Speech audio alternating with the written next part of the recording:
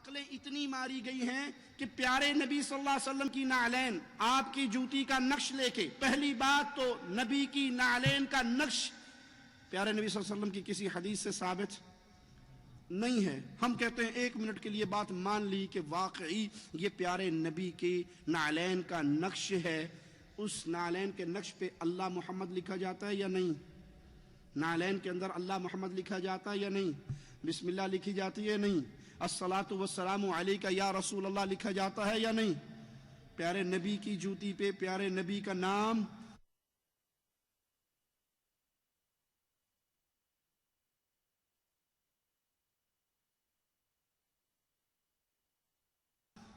لکھا جاتا ہے.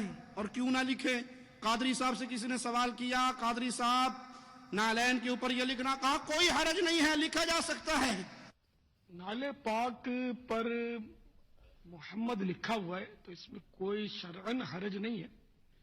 اور بسم اللہ الرحمن الرحیم لکھنے کے تعلق سے فتاوی رضویہ شریف میں اس کے جواز کے جائز ہونے کے دلائل لکھے کہ اگر نالے پاک میں بسم اللہ بھی لکھی ہوئی ہو تو کوئی حرج نہیں ہے. تو ایک نقش ہے یہ.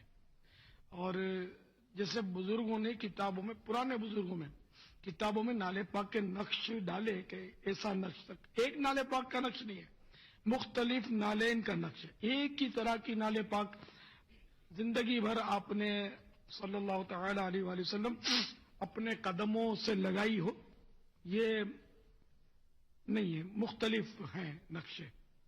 تو ان کو کتابوں کے صلب میں بیچ میں دیا ہوا ہے. تو اطراف میں اللہ رسول کے نام ہے، بیچ میں نالے پاک کا نقش کتاب کے اندر ہے. تو کتاب کے اندر جب کتاب کو بند کریں گے تو بہت سارے صفحے جس میں اللہ رسول کا نام لکھا ہوا ہے وہ نالے پاک کے نقش سے اوپر آ جائیں گے. تو یہ شیطان کا وسوسہ ہے. اچھا، اب میں جیسا آپ کو بتاؤں کہ قرآن کریم ہے، اس سے افضل تو کوئی کتاب نہیں ہے، انڈرسٹوڈ ہے. قرآن کریم کا جو اوپر کا گتا ہوتا ہے اس پر کچھ نہ کچھ نقش و نگار بنے ہوتے ہیں، پھول، بیل، بوٹے وغیرہ بنے ہوتے نہیں بنے ہوتے؟ یہ بنے ہوئے ہوتے ہیں.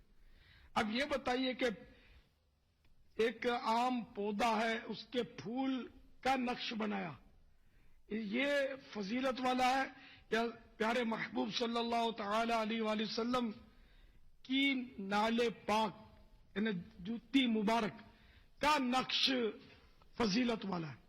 ہر عقل مند سمجھ سکتا ہے کہ ہم پھول کی تصویر کو چومتے سروں پہ نہیں رکھتے، نالے پاک کی تصویر کو، عکس کو، خاکے کو ہم سروں پہ رکھتے ہیں.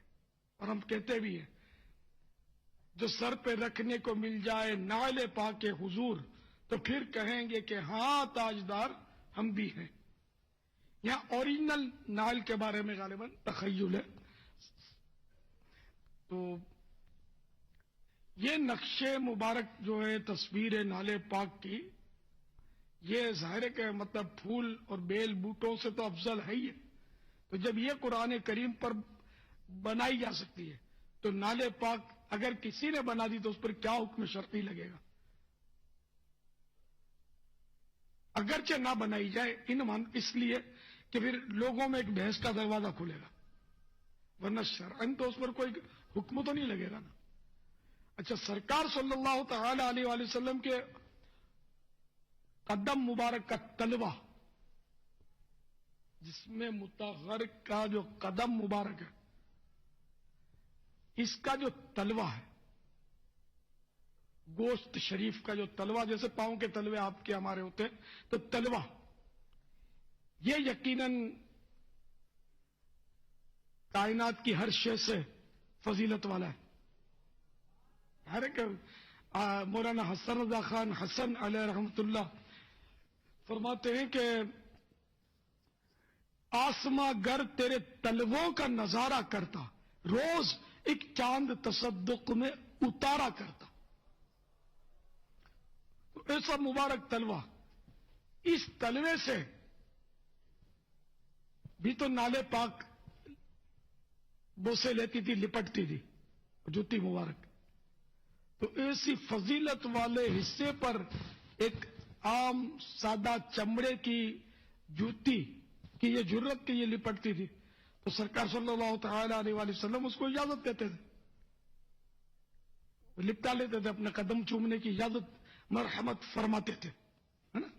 تو یوں سرکار صلی اللہ علیہ وسلم کے جسم اقدس سے تو لگے اور سرکار کا نام اس کے نقش پر نہ لکھا جائے۔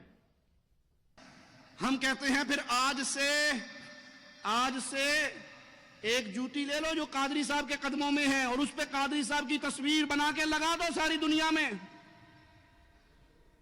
میلادیو، جب تم اپنے قادری کی تصویر جوتی پہ دیکھو گے غصہ آئے گا یا پیار آئے گا؟ عقل مندوں سے سوال ہے، جن کی عقل سلامت ہے، اپنے پیر صاحب کی تصویر، پیر صاحب کا نام جب تم جوتی پہ دیکھو گے غصہ آئے گا یا پیار آئے گا؟ غصہ آئے گا، کہو گے ہمارے بابا کی توہین ہو گئی، ہمارے پاپا کی توہین ہو گئی۔ ارے ظالموں، شرک نے تمہیں کتنا اندھا کر دیا، تم محمد کریم کا نام پیارے نبی کی نالین پہ لکھتے ہو، اس سے بڑی بھی کوئی گستاخی ہوگی؟ ارے مصطفیٰ کا مبارک نام تو قرآن کے حروف میں ہے، قرآن کے الفاظ میں ہے، قرآن کی زینت ہے۔ جس نبی کا نام قرآن کی زینت تھا، تم نے اس نبی کے نام کو اٹھا کر جوتی کی زینت بنا دیا، اور ابھی ابلیس کا فتویٰ اس پہ لگاتے ہو جو تمہارے طرح کی بے غیرتی نہیں کرتا، اس کو کہتے ہو کہ آج سارے جہان والے خوشی منا رہے سوائے ابلیس کے۔ ابلیس نبی کی وفات پہ خوش ہوتا ہے، ابو بکر غمگین ہے، عمر غمگین ہے، عثمان غمگین ہے، علی غمگین ہے، حسن غم میں ہے، حسین غم میں ہے، عائشہ غم میں ہے، حفصہ غم میں ہے، بلال غم میں ہے، فاطمہ غم میں ہے۔ فاطمہ کہہ رہی ہے، فاطمہ الزہرا آواز لگا رہی ہے، جو غم بابا کی وفات سے میرے دل پہ ٹوٹا ہے، سورج پہ ٹوٹتا سورج اندھا ہو جاتا، پہاڑوں پہ ٹوٹتا پہاڑ ریزہ ریزہ ہو جاتے، چاند پہ ٹوٹتا چاند کی روشنی ختم ہو جاتی، جو غم فاطمہ پہ ٹوٹا۔ تمہاری شرک کرنے کی وجہ سے عقلیں ایسے ماری گئی۔ ارے نبی صلی اللہ علیہ وسلم کی جوتی پہ گندگی لگتی تھی یا نہیں؟ حدیث یاد ہے آپ کو؟ پیارے نبی نماز پڑھا رہے تھے، دوران نماز اپنی جوتی اتار دی تھی، صحابہ نے سب نے اتار دی تھی۔ آپ نے پوچھا میرے صحابہ تم نے کیوں اتاری؟ کہا اللہ کے نبی صلی اللہ علیہ وسلم آپ نے جو اتاری، کہا مجھے تو جبرائیل نے آ کے خبر دی تھی، مجھے جبرائیل نے آ کے خبر دی تھی کہ آپ کی جوتی کے نیچے گندگی لگی ہے، میں نے تو اس لیے اتاری۔ اے میرے صحابہ، جب مسجد میں آؤ تو اپنی جوتی کو زمین پہ رگڑ لیا کرو، زمین پہ مسل لیا کرو تاکہ جو گندگی لگی ہو وہ اتر جائے۔ پیارے نبی کی جوتی پہ تو گندگی لگتی تھی، تم نے اس جوتی کی پوجا کرتے ہوئے میرے نبی کی ایسی گستاخیت شروع کر دی کہ اللہ کا نام اور میرے نبی کا نام پیارے نبی صلی اللہ علیہ وسلم کے نالین پہ لکھنا شروع کر دیا۔